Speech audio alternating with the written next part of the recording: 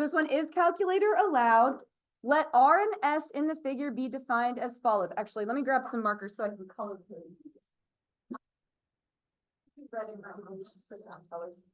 All right, so R is the region in the first and second quadrants bounded by the graphs of 5 minus 2x squared, so that's an upside down parabola, and 3 to the x, that's the swoopy one, so it's exponential. So R is this one. I'm making it red. You can kind of see that up there. But R is that one. We all together? Okay. It says S is the region in the what? First quadrant bounded by the two graphs, the x-axis and the y-axis. So S is this region. Do you see what I'm highlighting there? S is just that part, not this little doodad. It's just that part. It's only in the first quadrant. All right, so that's what we got. Find the area of S. Is it going to be upper graph minus lower graph or right minus left, do you think? It's going to be upper minus lower. You're going to have to split it. Do you see how it splits at this point right here? And bless you, is that at 1? Oh, that's convenient. It splits at 1. All right, so let's write our first integral. What would be the boundaries for your first integral? Yeah, 0 to 1. And which graph are you underneath for that part? The parabola or the exponential one? The exponential, okay, good. So 3 to the x dx. There's that one. That's the first one. Plus, and then here's our other integral. Let's do the boundaries for that one. Now, I feel like we may have to fight for this one a little bit. It'll be from 1 to this point. Now, it is between 1 and 2, but it is not a real nice number. There's two ways you can go about this. You can either put that in the calculator, calculate it, and store it, or what I think is easier, honestly, is just to work it out by hand. You would take this parabola and set it equal to what? 0. Let's just work that out. It's just a little bit of algebra, and it's good skills to have anyway. So off to the side, we're going to do like a margin problem. You're going to take that 5 minus 2x squared and set it equal to 0. We're trying to find this point right here because that's going to be our upper boundary. So what would you do to start solving that? Yeah, minus 5. Negatives cancel. That's good. Then what? 5 by 2, that'd be 5 over 2 or 2.5. Here, I'll write 2.5. We'll do the decimal. And then, now do you want the plus or the minus square root? Plus, good. Do you see how there's 2 zeros? This would be the negative one, and this would be the positive one. Okay, so it is square root of 2.5, whatever that is. I honestly would rather type in square root of 2.5 than some wacky decimal, though. Do you know what I'm saying? Like, I don't know, up to you. You can always type it in and store it. Remember, store alpha A, which we're going to have to do at some point in this problem anyway. Okay, so from 1 to whatever that is, we are underneath which graph? The parabola. Do you see how it's this one? All right, so 5 minus 2x squared dx. Good news, this is calculator, so you are just going to put that in your calculator and do 3 decimal points. And I would do both integrals at once, like just do the whole thing. So you're going to do math 9, 0 to 1, 3 to the x dx. Don't hit enter and just hit plus, oh, whoops, not minus, and just go straight into the other one, math 9, and like do it all at once.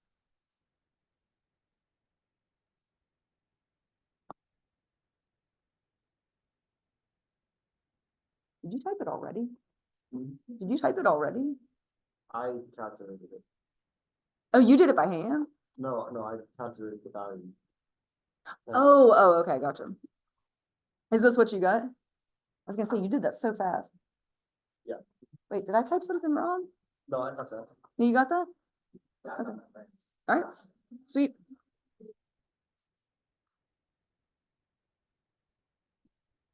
Yeah, okay. So is that a consensus? Are you guys all getting 2.757? Beautiful. Yes. Cool. You can round, but I feel like why? It's an extra thing that you have to think about, so just don't. All right, next one. Find the volume of the solid generated when R is rotated around the horizontal line y equals -3. So look at -3 would be like down here. Do you see what I'm saying? Okay, So your ghost shape, oh wait, what are we revolving, R or S? R. Don't draw this on your paper because this is gonna totally mess up my paper, but just so you can have a visual. Here's your Y is -3. You're gonna take this shape, it's, don't make fun of my drawing, but it's gonna be something like that. Do you see what I'm saying? Zoom out. Close enough. Do you see that? This would be like your ghost shape and it's gonna go around like all the way. Okay. First of all, is it dx or dy? Well, it's like you just took the x-axis, scooched it down a little bit, so it's gonna be dx.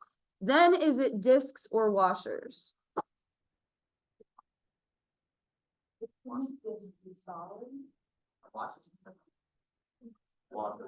It has a hole in the middle, so it's gonna be washers. All right, so you're gonna have pi r squared minus r squared dx. We decided it's dx. We decided there's a hole in the middle that you have to subtract out. So just set up your framework. Now here's where I think we are gonna have to actually calculate something from the calculator, because this we could just work out by hand real simply. But whenever you're getting your boundaries on these, it's going to be from here to here. Do you see what I'm pointing at for those intersections? This one is 1. So I know my upper boundary is 1. But what is this one? Well, we're going to have to go to the calculator and get this. Delta Math had you guys do this a lot, though. And I'm glad that we did because you guys practiced it. This is your moment to shine. Go to y equals and clear it out. What are you going to put in both of these? Yep, 5 minus 2x squared, perfect, and 3 to the, like the two things, right? Oh, whoops, talking while I'm typing, and that's not good.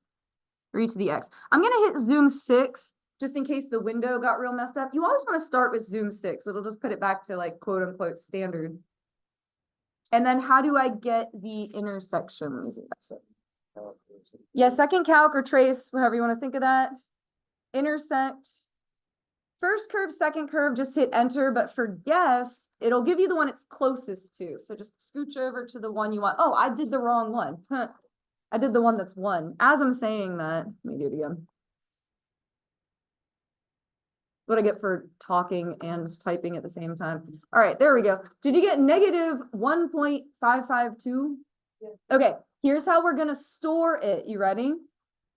Hit clear to get out of there. Go back to your home screen. It should be blank. What do you hit to bring it back?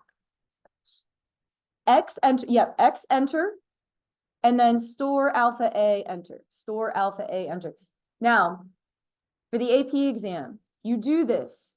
You need to write on your paper in some capacity that you stored this number as A. You can't just go and write A. They won't know what A is. But if you write it, then you can put A. So like off to the side here, we're going to put -1.552 got stored as A. And actually for good measure, to make sure that you get the points, I would also show what we did.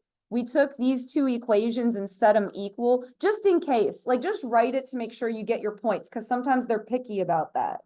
If you're using the calculator, you want to type or you want to write on your paper pretty much everything you typed in the calculator, because they can't grade what was in your calculator. They can only grade what's on the paper. So show that you set them equal and then show what you got. Okay, but then you can come over here and just write A. If you have that written off to the side, that's good enough, and then you can just write A. You all right? Yeah. Okay. That scares me so bad when that happens. Step outside if you need to. No, All right. Now let's go ahead and get the stuff that goes inside of here. It's going to be the bigger circle minus the littler circle. So let me zoom back out. This is hard to draw because the grid doesn't go on far enough. So your outside circle is going to go all the way to the edges of this region R. I'm going to have to erase this because I'm pretty much ruining my paper. Do you see how that goes all the way to the edge? So it's upper graph minus lower graph is the axis you're revolving around in. Revolution, okay? So which one is the upper one? The parabola. 5 minus 2x squared, so let's put that. 5 minus 2x squared minus, what's the lower one, the axis of revolution? -3. So it will end up being +3. And when you type it in the calculator, you should probably do that because this is a lot, right? Then the inside one is going to look a lot the same. Your inside circle only goes to here, like the center, like the middle of it that this is awful. I'm gonna have to erase this when I post this because it looks so bad. But it would be what minus what? Yeah, 3 to the x minus -3. So it's, you know, the other one. So have fun typing that. Again, I would probably not type it as it looks there. I would, you know, cancel some of the negatives and things like that. I'm gonna have to rewrite some of this, but I cannot, that's too embarrassing. I have to get rid of it. That's totally fine.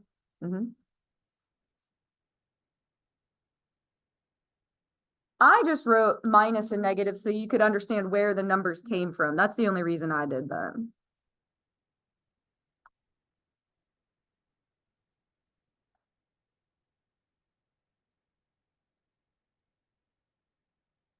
Oops.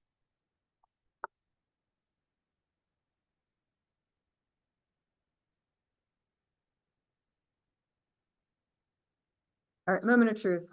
Yes. Is that what you got too? Yeah. Sweet. So.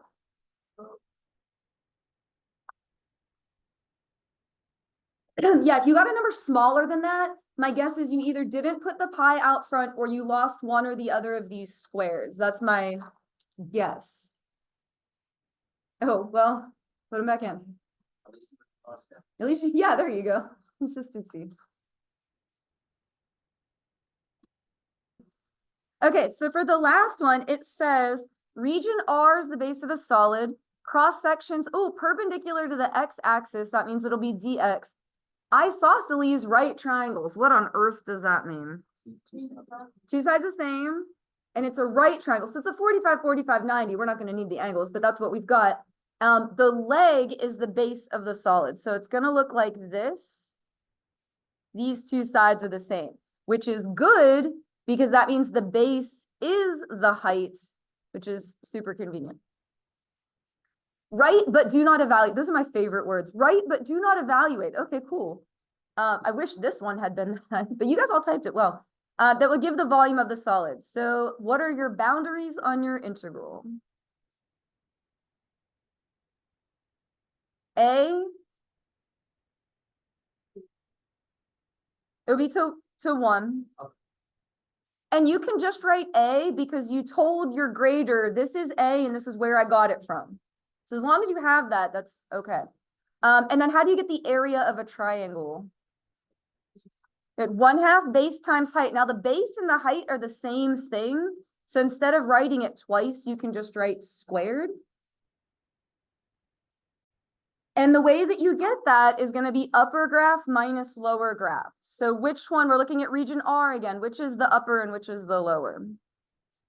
Yeah, 5 minus 2x squared minus 3 to the x. And again, that's also the height. So you can just put that in here and that squared gives you the answer. And you don't have to do anything with that because it said set up but do not evaluate. So that's your answer. Now, after doing a whole test of these areas and volumes and cross sections and discs and washers and all that, I made the other free response question a review problem, which is good because that AP exam is coming up. So I made it a review question on derivative. And I made you have one with a table, which if you look at that table, you should be like, yes, because it's non-calculator and all the numbers you need are right there. So it's pure calculus with no annoying algebra in it.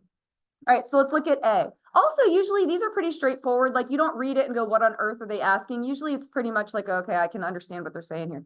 Let H be this function, find H prime of 5. So you're going to find H prime, and then you're going to plug in 5.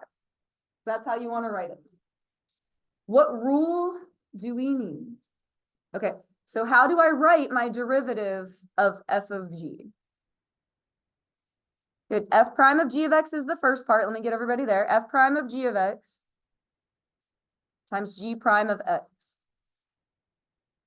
That would usually be worth a point or 2 sometimes because they'll make like the chain rule worth the second point. Then we're going to plug in 5. Here's where you have to be able to read the table. So we're going to start with this one. You're going to do g of 5.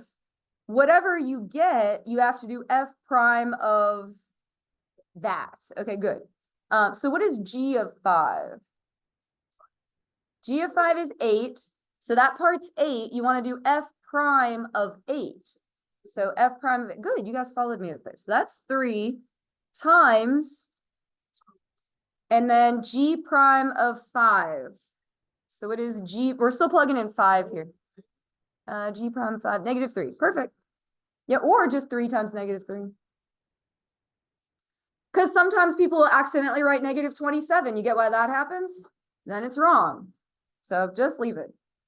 All right, let k be a differentiable function such that, oh, what did they give us? Make sure you're reading. Yeah, and they gave us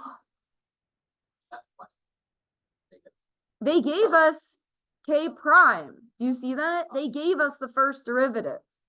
Are you guys seeing that there? Yes. I kind of had to pull that out of you. All right, equals all of that mess. Is the graph of k concave up or concave down at 1? Which derivative do you need for concavity? But they gave us the first derivative. So we actually only need to take the derivative once. Do you get what I'm saying there? Like, you don't need to take the derivative twice because they gave you the first derivative. You just need to get to the second derivative. Now, there's actually 2 rules you need for that one. You need a chain rule. And, what, What's the one for multiplying? product. Product rule. There we go. All right, so how does product rule start? The first thing, so that's f of x cubed is just the first thing. This is going to be a mess, so buckle up. Good, so derivative of the second is g prime. So that's first times derivative of the second.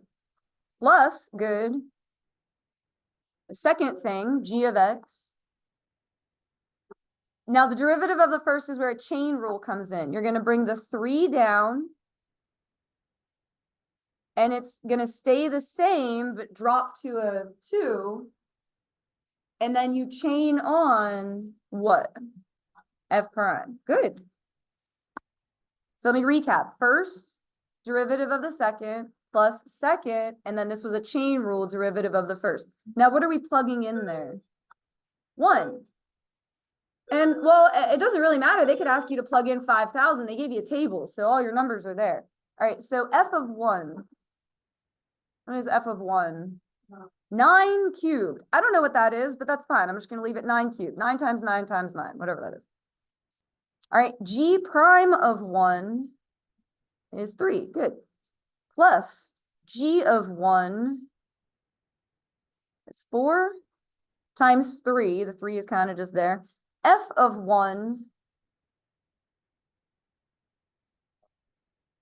9 squared. And then f prime of 1 is 2. Do not try to figure out what that is. It doesn't matter. Okay? In order to know if the graph is concave up or concave down, you only need to know whether that mess is positive or negative. So is that whole mess of everything positive or negative? Positive. So you start your sentence. What is this? K? K of x is or K of x has. So we're going to say K of x is concave up. Good. At x equals 1. Perfect. Because K prime prime, you guys are the class that says prime prime, right? K prime prime of 1 is positive. And I just realized I did something wrong. I wrote G. Do you see that there? Let me go back and erase that and put K. I'm very sorry.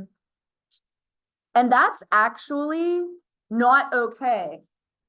Because we have F, we have G. In part A, we had H, and now we have K. So when you're juggling all these different functions, you have to label them correctly. So that would have been wrong. I would have lost a point. I caught it though, because I did see it. When I went to write my explanation, I was like, wait, that's not K. All right, we got 2 more and then I'll do your halfway break. All right, let M be this function. Oh, it's an accumulation function. You see that? Find M of 8. All right, cool. Let's just plug in 8. So for this first little piece, we're just going to plug in 8. 8 squared, 64. I would honestly just write that as 4 times 64. You could even write 4 times 8 squared. If you mess that up doing it in your head, it's going to be wrong. Like, I think you could do that, but just don't. All right, plus integral 0 to 8. Do you see how I just plugged 8 in? All right, g prime of t dt. That is the fundamental theorem of calculus. Fundamental theorem, all right? So this first part is just 4 times 64. You have an integral of g prime. So wouldn't that just be g? Yep. So it'll be plus g of x and then such that 0 to 8. That's your fundamental theorem.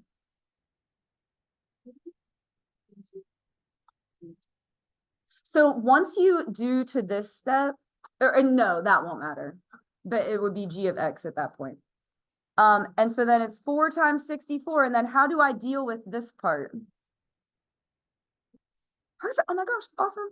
All right, so g of 8, go to your table. What's g of 8? Is 7.